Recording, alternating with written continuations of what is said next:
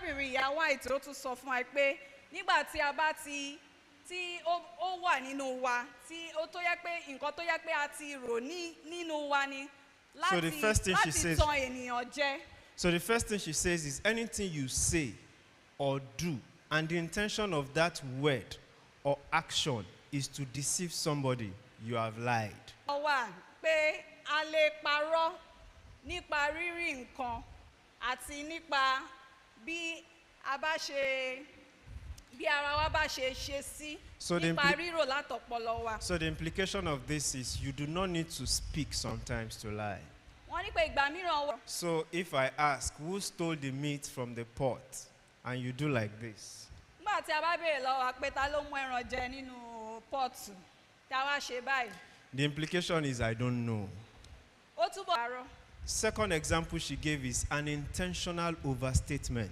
Àpẹẹrẹ kejì ni pé gàbá ṣe ń sọ tẹ́lẹ̀ wọ́n ní pé nǹkan tí a ti pinnu tí a ti rò tí a wá sọ. No, an intentional overstatement. When you say more than happened.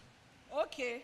Wọ́n ní pé tí a bá sọ. Milan Bridge and you say I was in the traffic for 17 hours whereas it was 2. Intentional overstatement because you want that person to think in a certain way. You have lied.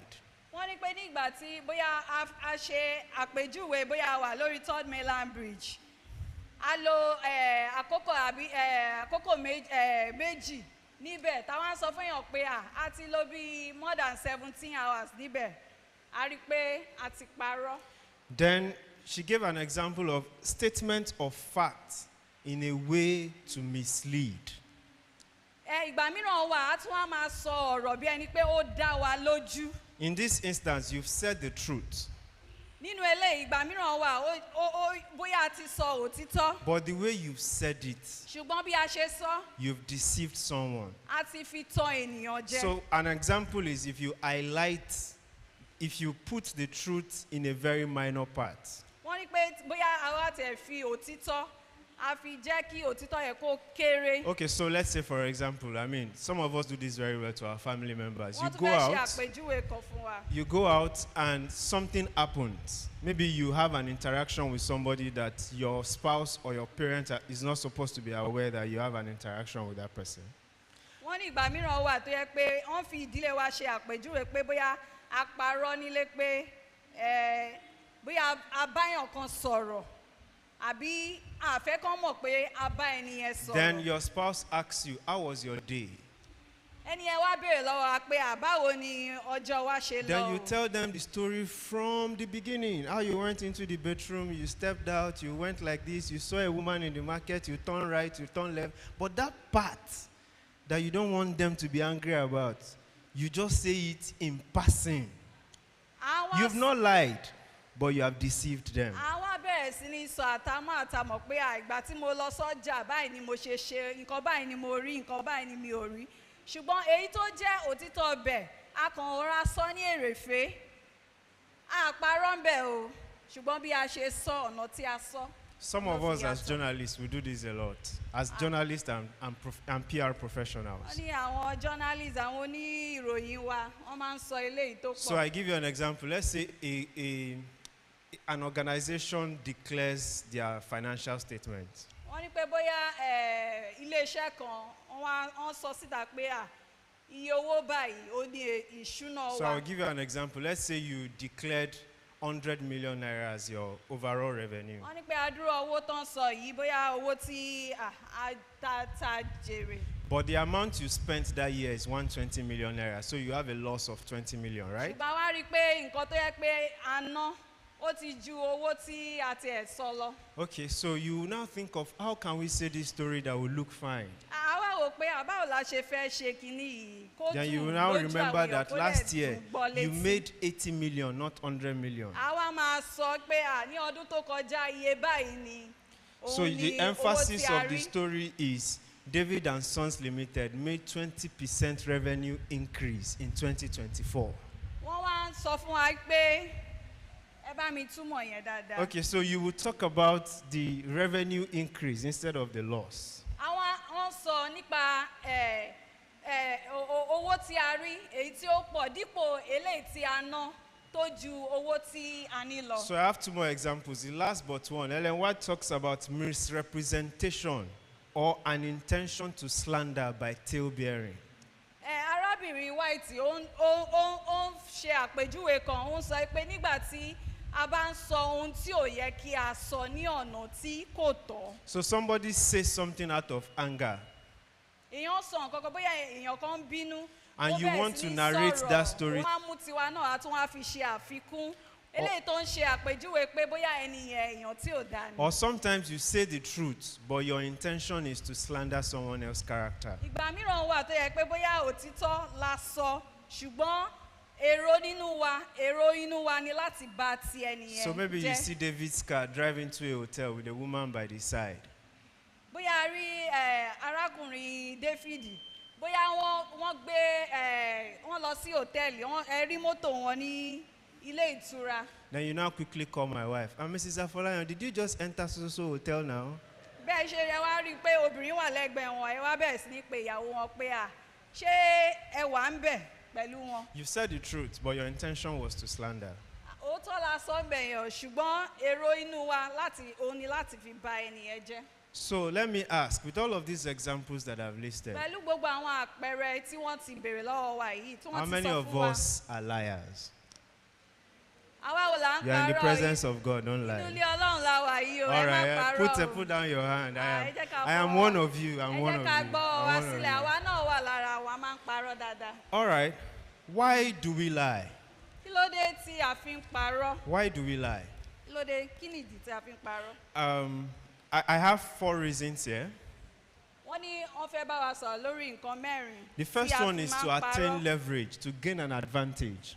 Wọ́n ní ìgbà mìíràn wà bóyá a fẹ́ jẹ́ kí ẹni yẹn kó mọ̀ wá, àbí bóyá a fẹ́ gba nǹkan lọ́wọ́ ẹni yẹn. So I give 2 examples. Wọ́n ṣe àpèjúwe méjì nínú Some ilé of us ìfún that wa. lie on our LinkedIn profile, you know yourself. Don't raise up your Àwa hand. kan wà lórí social media báyìí, in fact, irọ́ pípa wa. When you take Number that 1, picture in that 100%. hotel lobby and you write one perspire to aspire article, Bóyá a wá lọ sí hòtẹ́ẹ̀lì kan tó rẹwà, a wá ya àwòrán, a wá bẹ̀rẹ̀ sí ní sọ àwọn ohun tí ó máa dùn. your táwọn intention èèyàn is máa to máa gain kà. leverage so that people can see your profile and believe that you are in a certain position. Ní ọkàn wa àti èrò ọkàn wa ni pé kí àwọn ènìyàn kan lè mọ̀ pé bóyá a wà ní ipò báyìí tí a ò dẹ̀ sí nínú ipò yẹn. Sometimes we lie because we fear the consequences of saying the truth. Ìgbà mìíràn náà a tún máa ń parọ́ nítorí pé a wò ó pé òpin kínní yìí bóyá ìjìyà ló máa wà ń bẹ̀. Sometimes consequences could just be as simple as shame. Ìgbà mìíràn wà bóyá ìdójútì òun ni ó máa jẹ́ àyọrísí irọ́ tí a pa. I used to ìgbà give míì a an máa ń example parọ́. that myself and my business partner, we've been in a lot of rooms that not drinking alcohol is an abnormal thing.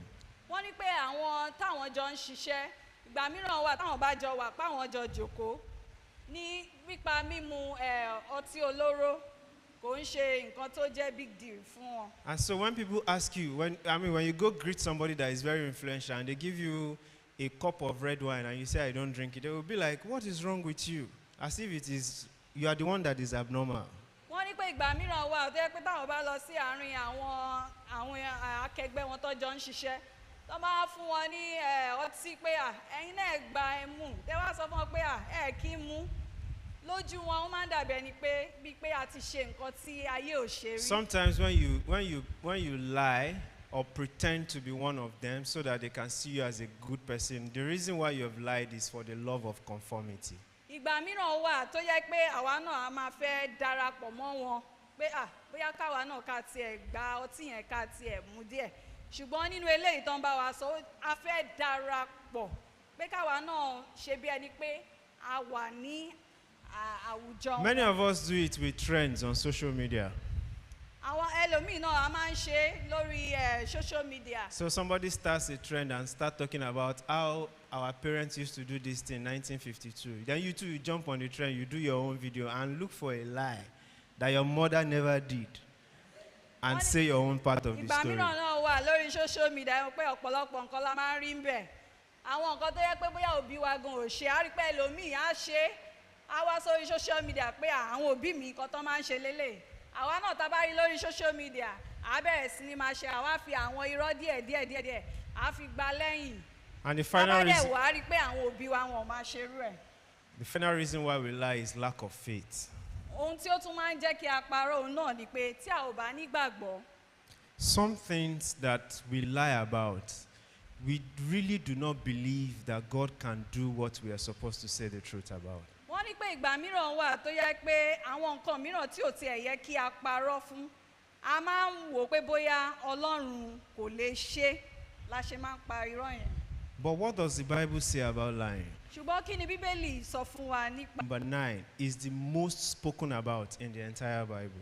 A rí pé tí a bá wo Bíbélì dáadáa a rí pé òfin ìkẹsàn-án yìí òun ni Bíbélì bá wa sọ̀rọ̀ jù tó bá yẹ pé a jẹ́ olùka Bíbélì wa a rí pé òfin kẹsàn-án yìí òun ni ó jẹ́ nǹkan tí ó pọ̀ jù tí Over Ọlọ́run bá wa sọ. 102 references about lying exist in the Bible. Gbogbo àwọn ìpèjúwe lóríṣiríṣi òun náà ti dá fún wa tó wà And the nínú reason Bíbélì God tó ń sọ hates nípa irọ́ lying pípa. a lot is because when we lie to other people, we deny them the opportunity to make the right decision if they have known the truth. Wọ́n ní pé irọ́ pípa nǹkan tó lè ṣe fún wa kò dáa rárá o nítorí pé ìgbà mìíràn wà tó yẹ pé nípa pípa irọ́ yẹn à ń dènà ire ẹlòmíràn. Proverbs, for instance, Proverbs chapter 12 verse 22 says that lying in Lamentations is about lying. Wọ́n ní tí a bá rí nínú ìwé Jeremiah. New heavens and the new earth. Arákùnrin Jòhánù ń bá a sọ̀rọ̀ nípa ọ̀run tuntun. And in verse 8, it was talking about the people that will not be in that new heaven. Ó tún sọ fún wa pé àwọn ènìyàn tí ò ní wà ní ọ̀run tuntun yìí. And in Revelation 21:8, John says, "But the fearful, the unbelieving, the abominable, the murderers, the whoremongers, the sorcerers, idolaters, and all liars."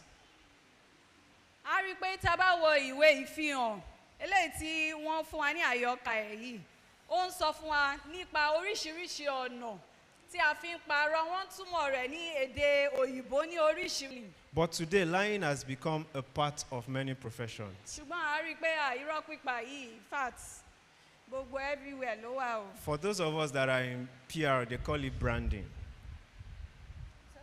I said for the people that are in PR, they call it branding. A rí i pé àwọn ó ní bí wọ́n ṣe máa ń ṣe